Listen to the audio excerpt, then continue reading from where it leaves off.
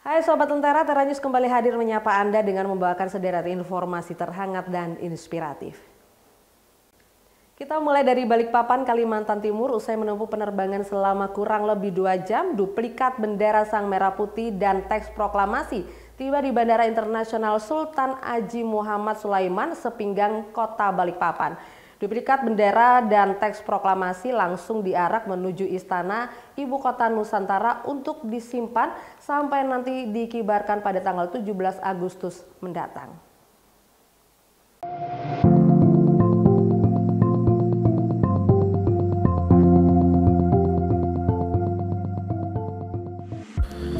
Pada kesempatan kali ini, Purna Paskibraka Duta Pancasila yang bertugas membawa bendera merah putih, yakni Naila Aulita Al-Kubro Sinapoy dari Provinsi Banten. Adapun yang bertugas sebagai pembawa teks proklamasi adalah Dili Wenda dari Provinsi Papua Pegunungan.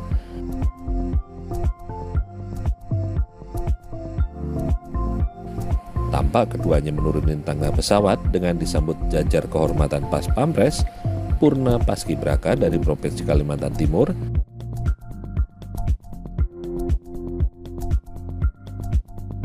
dan jajaran Duta Budaya Provinsi Kalimantan Timur.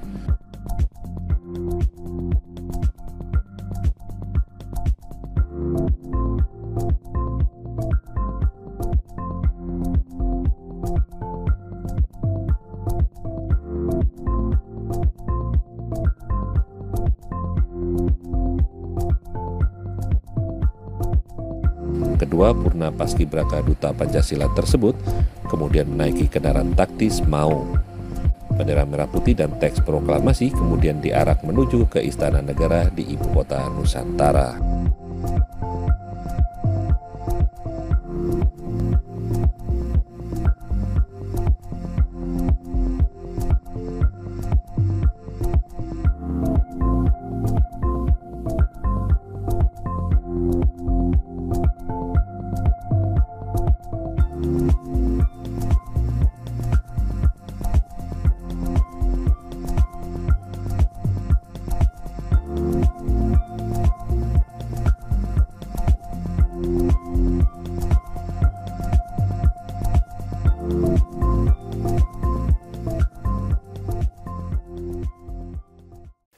Kita beralih ke berita selanjutnya.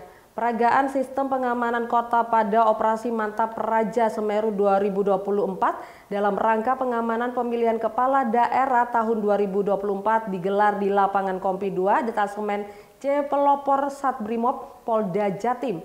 Dalam kegiatan ini seluruh elemen yang terkait ikut serta dalam simulasi ini.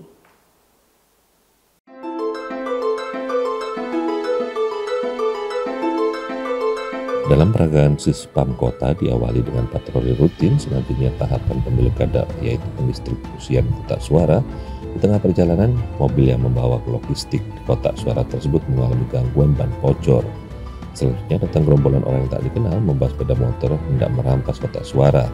Dengan sikap, petugas kepolisian dapat melumpuhkan para pelaku dan dibawa ke Mako Polres.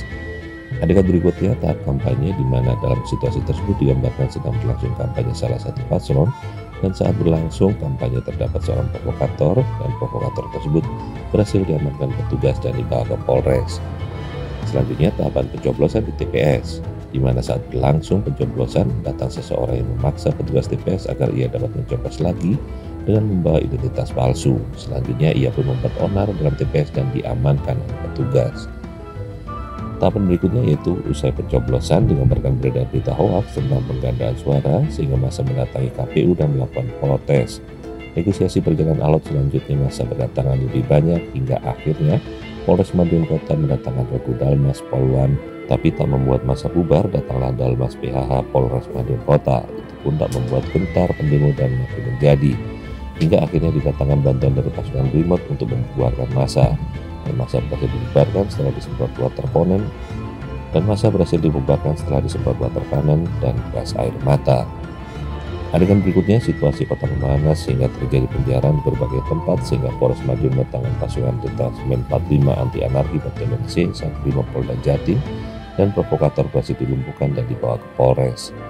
Selanjutnya, penyanderaan anggota KPU oleh orang tak dikenal sehingga pasukan Detasmen 45 Anti Anarki Batalion C 1 Polda Jatim diterjunkan untuk membebaskan sandera dan misi berhasil.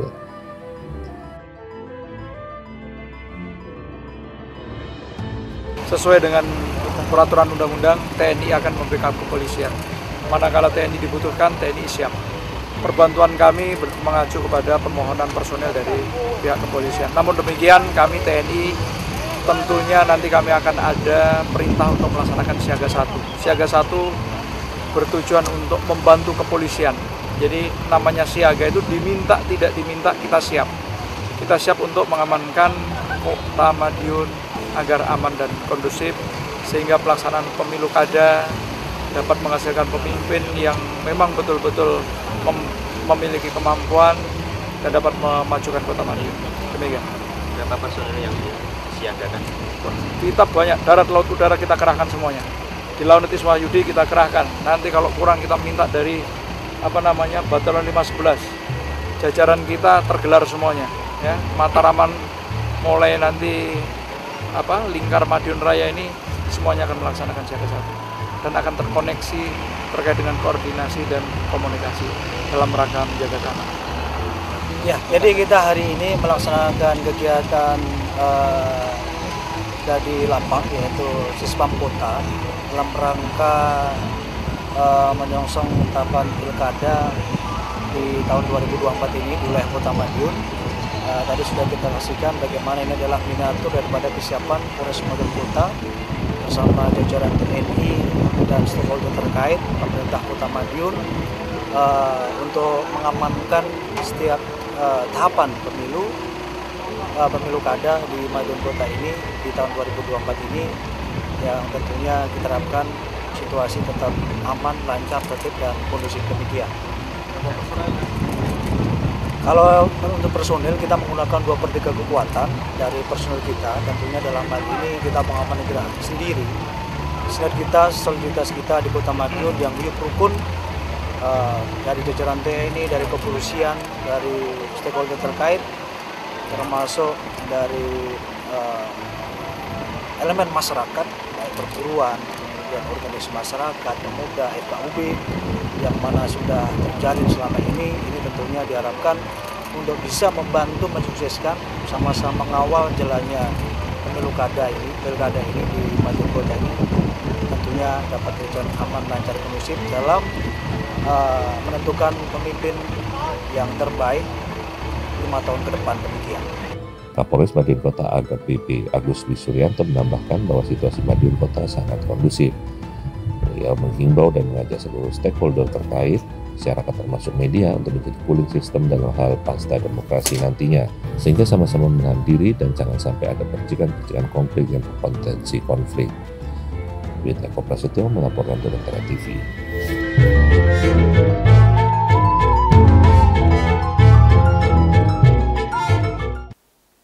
Beralih ke kota Sidoarjo, sebanyak 16 anggota gangster yang hendak tawuran diringkus oleh aparat kepolisian Polresta Sidoarjo di kawasan Kecamatan Wonoayu, Kabupaten Sidoarjo. Ironisnya, dari 16 anggota gangster tersebut, ada 13 orang anak yang masih di bawah umur.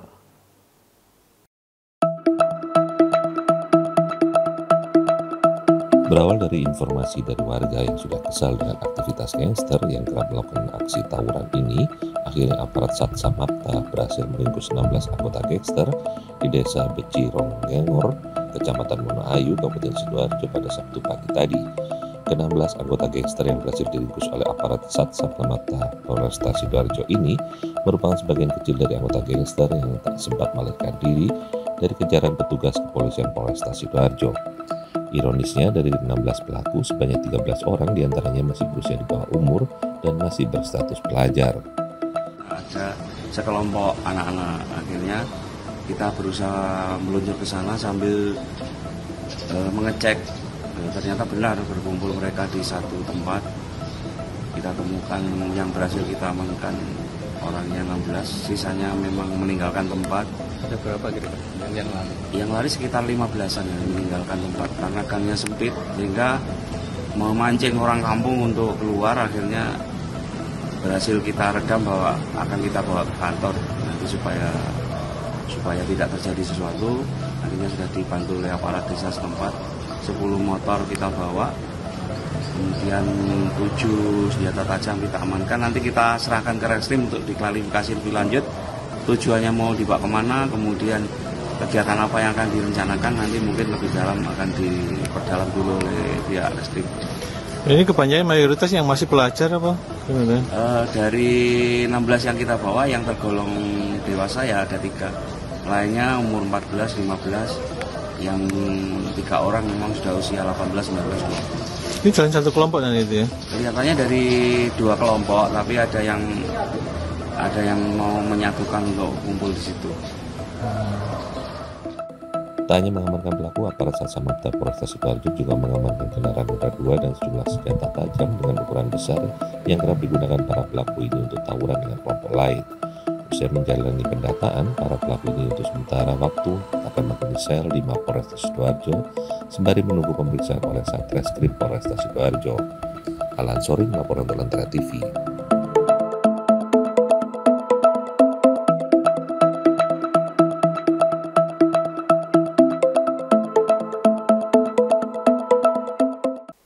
Sesaat lagi kita akan membahas tentang perkembangan pembunuhan terhadap WNI yang ada di Philadelphia, Amerika Serikat. Jadi tetaplah bersama kami di Tera News.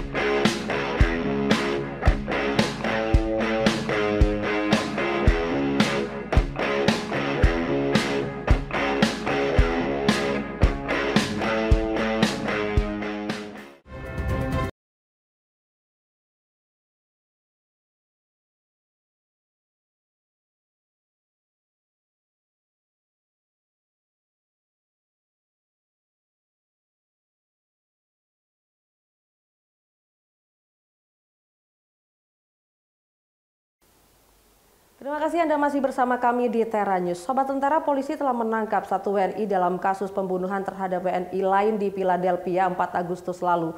KJRI New York telah bertemu pihak kepolisian dan akan terus memantau kasus ini.